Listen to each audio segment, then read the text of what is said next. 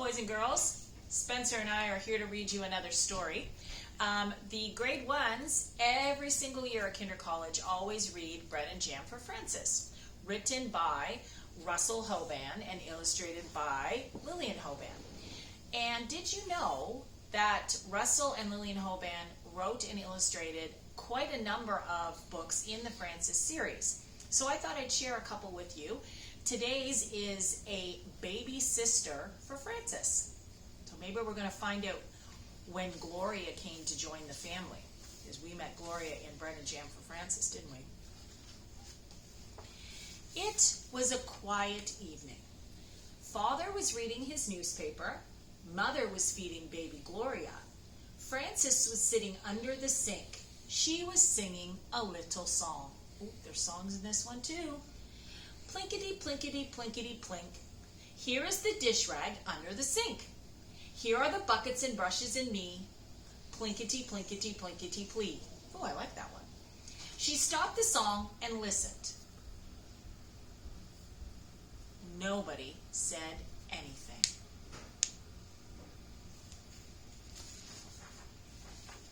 Frances went to her room and took some gravel out of her drawer. She put the gravel into a coffee can and marched into the living room, rattling the can and singing, "Here we go marching, rattly bang." "Please don't do that, Frances," said Father. So Frances stopped. She went back under the sink. Mother came in carrying Gloria. "Why are you sitting under the sink, Frances?" said Mother. "It's cozy," said Frances. "Would you like to help me put Gloria to bed?" asked Mother.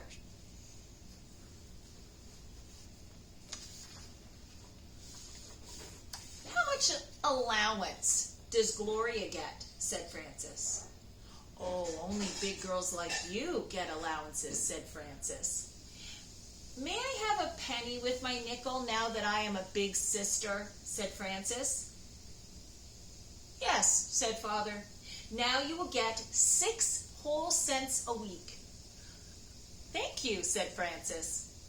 "I know a girl who gets 17 cents. She gets 3 nickels and 2 pennies. "Well," said Father, "it's time for bed." Father picked Frances up and gave her a piggyback ride to bed. Does your mom and dad, did they give you piggyback rides? Mother and Father tucked Frances into bed and kissed her goodnight. "I need my special tiny blanket," said Frances. Mother gave her the special tiny blanket. "And I need my tricycle and my sled and both teddy bears and my alligator doll," said Frances.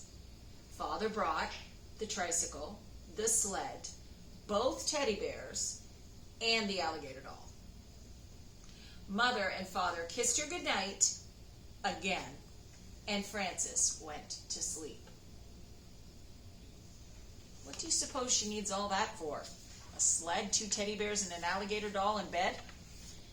In the morning, Frances got up and washed and began to dress for school. "Is my blue dress ready for me to wear?" said Frances. "Oh dear," said Mother. "I was so busy with Gloria that I did not have time to iron it for you. So you'll have to wear the yellow one today." Mother buttoned Frances up at the back. Then she brushed her hair and put a new ribbon in it. Then she put her breakfast out on the table. I wonder if it was bread and jam. "Why did you put sliced bananas on my oatmeal?" said Frances. "Did you forget that I like raisins?"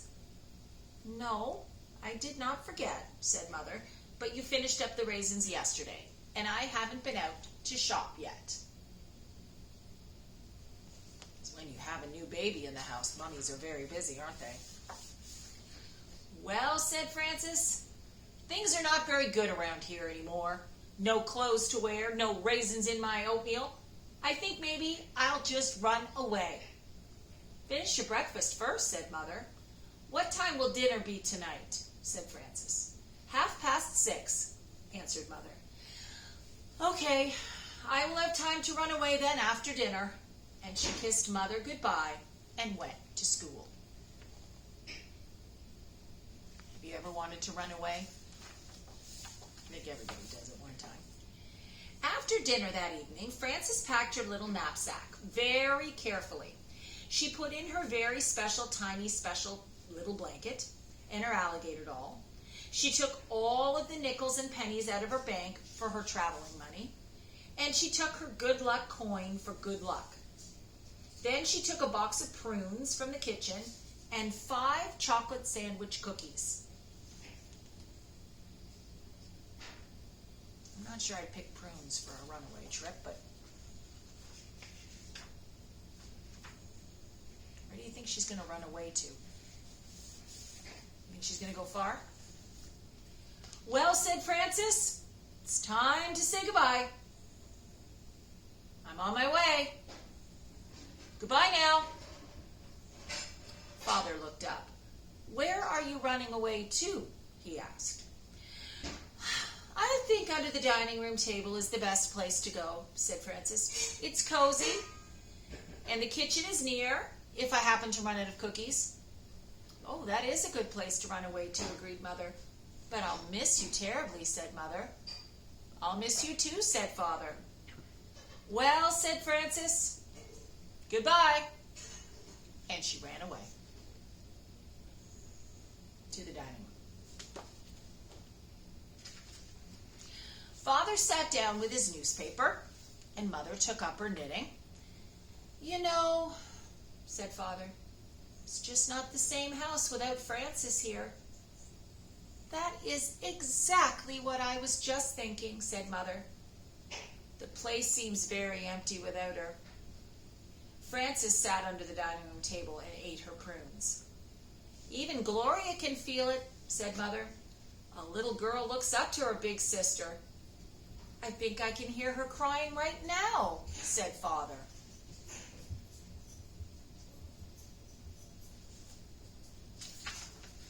Father picked up his newspaper. Then he put it down again. I miss the songs that Frances used to sing, he said.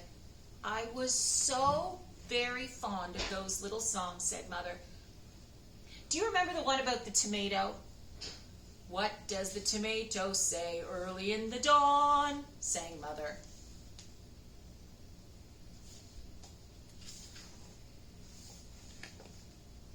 Time to be all red again now that night is gone, sang Father back. Yes, that was a good one, but my favorite has always been when the wasps and the bumblebees have a party, nobody comes that can't buzz. Well, said Mother, we shall just have to get used to having a quiet house now.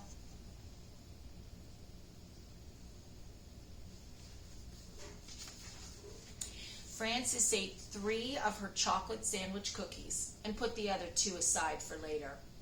She began to sing. I am poor and hungry here, eating prunes and rice.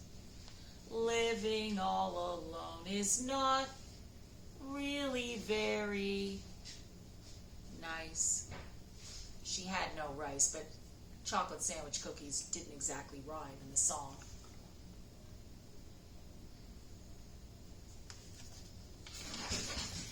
I can almost hear her now, said Father, humming back the tune that Frances had just sung. She has such a charming voice. It is just not our family without Frances, said Mother. Babies are very nice. I mean, goodness knows I do like babies, but a baby is not a family. Isn't that a fact, said Father. A family is when everybody is all together. Think how lucky Gloria is to have a big sister like Frances, said Mother. Oh, I agree, said Father. And I hope that Gloria turns out to be as clever and good as Frances is. Oh, well, with a big sister like Frances, Gloria will be just fine. I'd like to hear from Frances. I'd want to know just how she's doing. Oh, I'd like to hear from Frances too, said Mother. And I'm sure that the sleeves on this sweater I want to make sure they're just right for her. So Mother is knitting a sweater for it. She wants to make sure it's going to fit. "Hello?" called Frances from the dining room. I'm calling you on the telephone. Hello? Hello, this is me. Is that you? Are you there?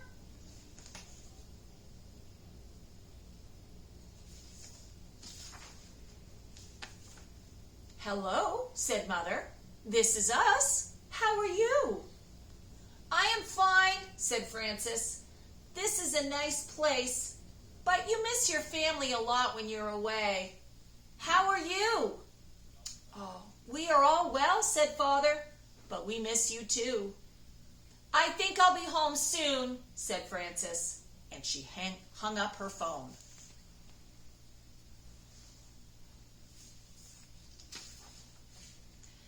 "Frances said that she'll be home soon," said Father. "Oh, I think I'll bake a cake then," said Mother. Frances put on her knapsack and sang a little traveling song. "Big sisters really have to stay at home and not travel far away, because everybody misses them and wants to hug and kisses them." "I'm not sure about that last rhyme," said Frances as she arrived in the living room. "Oh, that's a good enough rhyme," said Father. "I like it just fine," said Mother, and they both hugged and kissed her.